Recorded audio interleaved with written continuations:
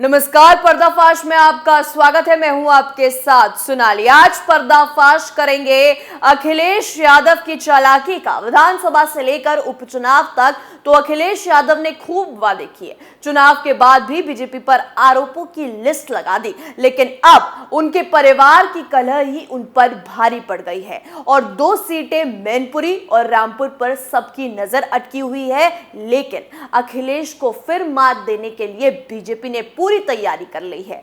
उत्तर प्रदेश के मैनपुरी और रामपुर में उपचुनाव का ऐलान कर दिया गया है। दोनों ही सीटों पर सपा को घेरने के लिए बीजेपी ने तैयारी पूरी कर ली है। ऐसे में बड़ा सवाल है कि अखिलेश के पास बीजेपी की रणनीति को लेकर क्या तैयारी है। तो चलिए आपको बताते हैं। सपा संस्थापक नेताजी मुलायम सिंह यादव के निधन के बाद खाली हुई मैनपुरी लोकसभा सीट और भड़काऊ बयान देने के मामले में दोषी ठहराए हुए आजम खान की रामपुर विधानसभा सीट पर चुनाव का ऐलान किया जा चुका है।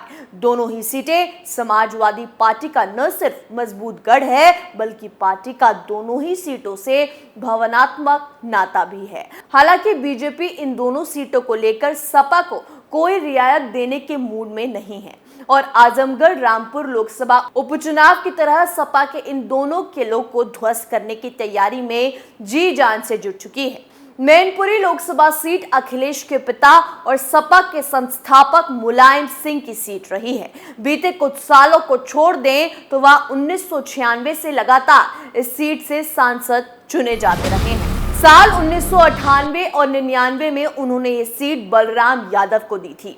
2004 में धर्मेंद्र यादव और साल 2014 में एक बार तेज प्रताप सिंह यादव यहां से सांसद बने, लेकिन साल 1996 के बाद ये सीट सपा से बाहर नहीं गई। मुलायम सिंह के नाम से जाने जाने वाली ये सीट सपा के लिए साख का सवाल है। सामने चुनौती बीजेपी की है, जो लगातार उपचुनावों में जीत दर्ज कर असीम आत्मविश्वास से लबरेज है।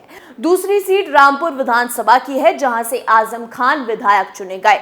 भड़काऊ भाषण देने के मामले में सजा मिलने के बाद आजम खान की विधायकी रद्द कर दी गई है। इसके बाद से ये सीट खाली है और इस पर भी मैनपुरी के साथ ही चुनाव होना है। रामपुर से विधायक बनने के बाद आजम खान ने अपनी लोकसभा सदस्यता छोड़ दी है, जिसके बाद हुए उपचुनाव में सपा को बड़ा झटका लगा था और आजम खान के गढ़ में बीजेपी की घुसपैठ कामयाब हो गई थी। ऐसे में सीट को लेकर भी सपा टेंशन में है कि अगर आजम खान रामपुर से प्रत्याशी नहीं बनते हैं तो ये सीट कहीं हाथ से ना चली जाए। बीजेपी ने यहां भी युद्ध स्तर पर तैयारियां शुरू कर दी हैं। बीजेपी की खास नजर मैनपुरी पर है। पार्टी को लगता है कि इस सीट पर जीत के बाद साल 2024 में होने वाले लोकसभा चुनाव के लिए उसे बड़ी बढ़त मिल जाएगी। इतना ही नहीं, इससे वो अगले चुनाव में इस दावे के साथ उतरेगी कि उसने सपा के सभी मजबूत गढ़ों को ढहा दिया। हालांकि ये इतना आसान नहीं है। भारतीय जनता पार्टी की स्थानीय कमेटी इसे आसान बनाने में लगी हुई है। मैनपुरी लोकसभा सीट के सूक्ष्म मूल्यांकन के लिए हाल ही में जिले की सभी 5 विधानसभाओं के बीजेपी कार्यकर्ताओं की एक अहम बैठक बुलाई गई। इस बैठक में क्षेत्रीय और राज्य नेतृत्व को क्षेत्र की मौजूदा राजनीतिक परिस्थितियों से अवगत कराया गया। इन क्षेत्रों में जसवंत नगर विधानसभा की सीट भी शामिल है, जहां से अखिलेश यादव के चाचा शिवपाल विधायक है। जातिगत समीकरण के लिहाज से सपा यहां मजबूत दिखाई देती है। मैनपुरी में यादव मतदाताओं की संख्या 5 लाख है, वहीं शाक्य और ठाकुर वोटर्स 3 लाख है। बीजेपी के जिला अध्यक्ष प्रदीप सिंह की माने तो बीजेपी यहां जाति ध्रुवीकरण के जरिए चुनाव नहीं लड़ रही है। उसे केंद्र की मोदी सरकार और राज्य की योगी सरकार द्वारा चलाई जा रही जन कल्याणकारी योजना और उनके समाज के हर वर्ग तक समान वितरण कराने की कार्यशैली पर भरोसा है। हालांकि जमीन पर बीजेपी हर विकल्पों को आजमाने में लगी है। समाजवादी पार्टी हर हाल में मैनपुरी सीट जीतना चाहेगी, क्योंकि ये सपा की प्रतिष्ठा से जुड़ी एक महत्वपूर्ण सीट है, जहां से पार्टी के पितृपुरुष मुलायम सिंह यादव चुनाव लड़े थे। नेताजी के बिना मैनपुरी में पहली बार चुनाव होने जा रहे हैं। सपा को उनके निधन के बाद इलाके के लोगों में में उपजी सहानुभूति की लहर पर भरोसा है। वो अपने सांगठनिक शक्ति का इस्तेमाल प्रतिष्ठा की सीट को बचाने के लिए करेगी। पार्टी मैनपुरी और रामपुर के उपचुनाव को हल्के में नहीं ले रही है। सपा का मजबूत सांगठनिक नेटवर्क है और दोनों सीटों को लेकर लोगों की भावनाएं भी काफी जुड़ी हुई हैं। सूत्रों ने बताया कि सपा मुलायम के भाई के पोते तेज प्रताप यादव को मैदान में उतार सकती है। 35 साल के तेज प्रताप ने 2014 के उपचुनाव में मुलायम की सीट छोड़ने पर यहां से सांसदी जीती थी। वहीं रामपुर के चुनाव की बात करें तो यहां बीजेपी की स्थानीय इकाई में गजब का उत्साह है। कुछ महीने पहले ही पार्टी ने लोकसभा के लिए हुए उपचुनाव में सपा को करारी शिकस्त दी थी। अब बीजेपी की नजरें यहां की विधानसभा सीट पर है। इसे लेकर पार्टी यहां 12 नवंबर को एक मुस्लिम सम्मेलन आयोजित करके सपा को कुचलने की योजना बना रही है। यूपी बीजेपी अल्पसंख्यक मोर्चा के प्रमुख बासत अली ने कहा कि इसका मुख्य उद्देश्य पसमानदा समुदाय में पैठ बनाना होगा। इधर सपा मुलायम सिंह के निधन के चलते सहानुभूति मतों पर भरोसा कर रही है।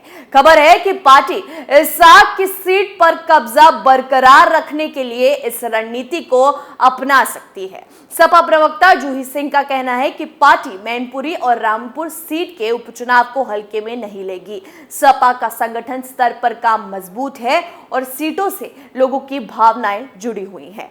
पूर्व केंद्रीय अल्पसंख्यक मामलों के मंत्री मुख्तार अब्बास नकवी और यूपी के वरिष्ठ मंत्री सम्मेलन में शामिल हुए। भाजपा सूत्रों ने कहा कि पार्टी 2024 के आम चुनावों में अपनी स्थिति मजबूत करने के लिए गोला गोरखनाथ विधानसभा उपचुनाव में अपनी जीत को भुनाने की कोशिश करेगी। जानकारों ने कहा कि बसपा और कांग्रेस रडार पर होंगी। बसपा ने रामपुर लोकसभा उपचुनाव लड़ने से परहेज किया, लेकिन उसने आजमगढ़ से चुनाव लड़ा और वोटों के बंटवारे के कारण बीजेपी की जीत में योगदान दिया। पर्दाफाश में आज के लिए इतना ही। देखते रहिए कैपिटल टीवी। नमस्कार।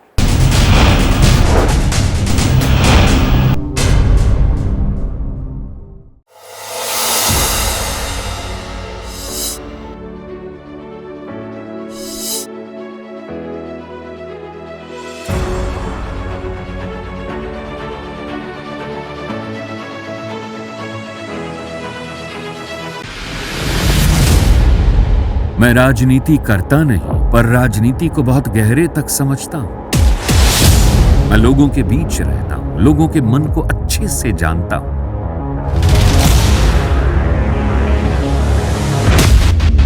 पब्लिक और पॉलिटिक्स की हर नब्ज को खूब पहचानता हूं। संघर्ष की सियासत से सत्ता के सिंहासन तक मैं हर खबर से खरा सच निकालता हूं। ना कोई दौड़, ना कोई race. Capital TV, Uttar Pradesh.